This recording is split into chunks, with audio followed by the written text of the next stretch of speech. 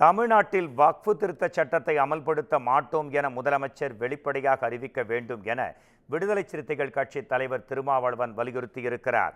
ராணிப்பேட்டை மாவட்டம் பாரதி நகரில் செய்தியாளர்களை சந்தித்த அவர், வக்ஃபு வாரிய திருத்த சட்டம் மூலம் வக்ஃபு சொத்துக்களை அபகரிக்க மத்திய அரசு முயல்வதாக குற்றம் சாட்டினார். அதை இப்போது பார்க்கலாம். பாஜக அரசின் சிறுபான்மை சமூகத்தினருக்கு எதிரான இந்த அச்சுறுத்தலை தடுத்து நிறுத்தவும், ஜனநாயகத்தை பாதுகாக்கவும் தொடுக்கப்பட்டுள்ள இந்த வழக்குகளுக்கு நீதி கிடைக்கும் என்கிற நம்பிக்கை உள்ளது.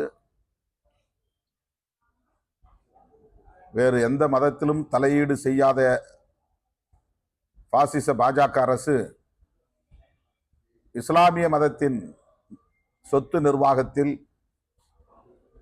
வேண்டுமென்றே தலையீடு செய்து சட்டத்தின் பெயரால் அச்சொத்துக்களை அபகரிக்க சதித்திட்டம் தீட்டியது. எதிர்க்கட்சிகளின் கடுமையான ஜனநாயகத்தை பாதுகாக்கக்கூடிய வகையில் நல்ல தீர்ப்புகளை வழங்கி வருகிறது. இந்த இடைக்கால நிறுத்தமும் அத்தகைய நம்பிக்கையை நமக்கு தருகிறது. எனவே இந்த வக்ஃப் திருத்த சட்டத்திற்கு எதிராக உச்சநீதிமன்றம் தீர்ப்பளிக்கும் என்கிற நம்பிக்கை உள்ளது. இந்த சட்டத்தை திரும்பப் பெற வலியுறுத்தி விடுதலை சிறுத்தைகள் கட்சியின் சார்பில் மே இறுதியில் மாபெரும் கண்டன அணிவகுப்பு ஒன்றை நடத்த திட்டமிட்டிருக்கிறோம். தேதியும் இடமும் பின்னர் அறிவிக்கப்படும்.